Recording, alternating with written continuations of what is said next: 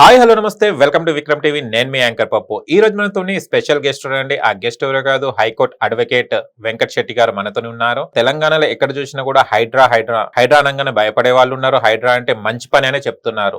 అసలు ఈ హైడ్రా అంటే ఏంటిది, అసలు హైడ్రా ఎందుకు తెలంగాణలో ఇంప్లిమెంట్ అవుతుంది, ఇప్పుడు మనం అడ్వకేట్ వెంకట్ శెట్టి గారిని అడిగి తెలుసుకోవడానికి ప్రయత్నిద్దాం. నమస్తే సార్. నమస్తే సార్. ఎలా ఉన్నారు? బాగున్నాను సార్, మీరు ఎలా ఉన్నారు? సూపర్ అండి. యాజ్ ఏ అడ్వకేట్ గా అంటే మనకు చూస్తే గనక హైడ్రా అనేది చాలా అంటే విన్నాం, హైడ్రా అంటే ఇది అని సో అండ్ సో అని చెప్తుంటారు. కానీ తెలంగాణలో ఈ హైడ్రా ఎందుకు ఇంత ఇంప్లిమెంట్ అవుతుంది, అసలు యాక్చువల్లీ హైడ్రా ఎక్కడి నుంచి స్టార్ట్ అయింది, హైడ్రా అంటే ఏంటిది sir in your view? So actual గా హైడ్రా అనేది ఎన్ఫోర్స్మెంట్ విజిలెన్స్ డిపార్ట్మెంట్ అనే దాన్ని ఏదైతే అంతకు ముందున్న ఎన్ఫోర్స్మెంట్ విజిలెన్స్ డిపార్ట్మెంట్ ని జూలై 19, 2024 తర్వాత రీఎస్టాబ్లిష్ అనేది చేయడం జరిగింది. అంటే అది ఎలా అంటే హైడ్రా పేరుతో ఒక రీఎస్టాబ్లిష్ అనేది చేయడం జరిగింది.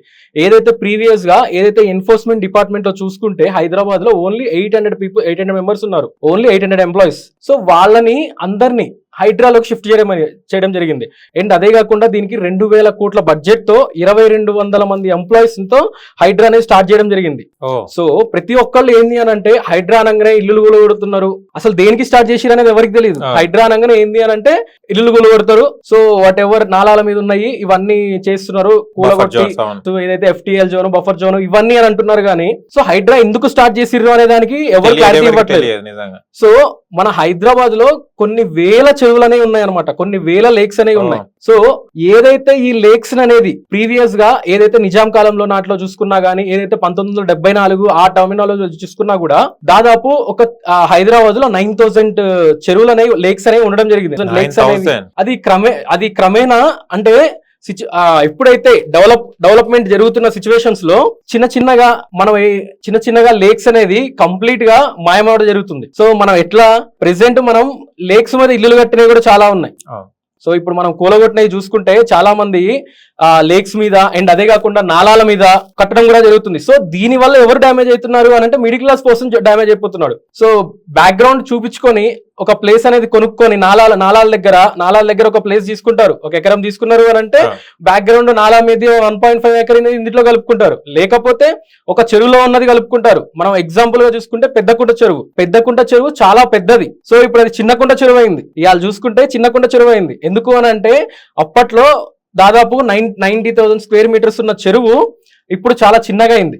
మనం ఇప్పుడు ఎన్కన్వెన్షన్ తీసుకున్నా కూడా ఎన్కన్వెన్షన్ కూడా చాలా మంది కూలగొట్టారు, అది స్టే పిటిషన్ ఉన్నా కూలగొట్టారు అంటారు. బట్ ఎన్కన్వెన్షన్ ఉన్న దాంట్లో 1.4 ఏకర్ అనేది ఆల్రెడీ చెరువులో కబ్జా చేసి కట్టడం జరిగింది. సో వాళ్ళు ఆల్రెడీ లీగల్ నోటీస్ పంపించారు, అది ఆల్రెడీ జమానా నుంచి హైకోర్టులో కూడా నడుస్తుంది. అండ్ అదే చాలా సార్లు సీఎం రేవంత్ రెడ్డి గారు కూడా దాన్ని హైకోర్టులో ప్రస్తావన తీసుకురావడం జరిగింది, అసెంబ్లీలో ప్రస్తావన తీసుకురావడం జరిగింది. ఏదైతే ఎన్కన్వెన్షన్ చెరువులో కట్టారు బట్ ఇప్పటికీ ఏమీ జరగలేదు అని చెప్పి. సో ఇక్కడ ఏంది అని అంటే చాలా మందికి హైడ్రా చేసేది తప్పు అని తెలుస్తుంది.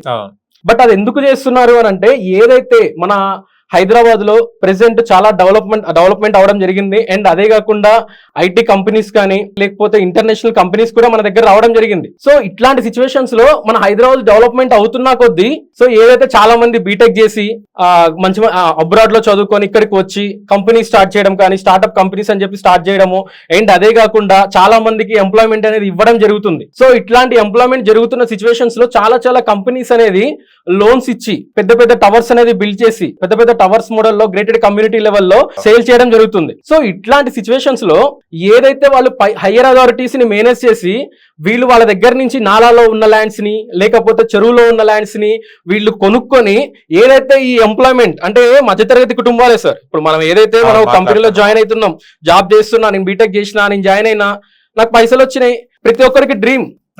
మనం ఎర్నింగ్ చేసేది దేనికి? ఒక డ్రీమ్ ఏంది, ఒక ఇల్లు కట్టుకోవాలి, కార్ మెయింటైన్ చేయాలి, హ్యాపీ లైఫ్ అనేది మెయింటైన్ చేయాలి, లగ్జరీ లైఫ్ ఉండాలి అని. సో అట్లనే ప్రతి ఒక్కరు పాపం కొనుక్కుంటున్నారు. లాస్ట్ గా హైడ్రా రూపాన అందరికి డెమోలిషన్ అనేది అవ్వడం జరుగుతుంది. చూశారు కదా ఫ్రెండ్స్, మీకు గనక మా వీడియోస్ లైక్ చేయండి, షేర్ చేయండి, కామెంట్ చేయండి, సబ్స్క్రైబ్ ఛానల్ అక్కడ గంట టంగును కొట్టండి. నేను మీ యాంకర్ పప్పు. Bye bye.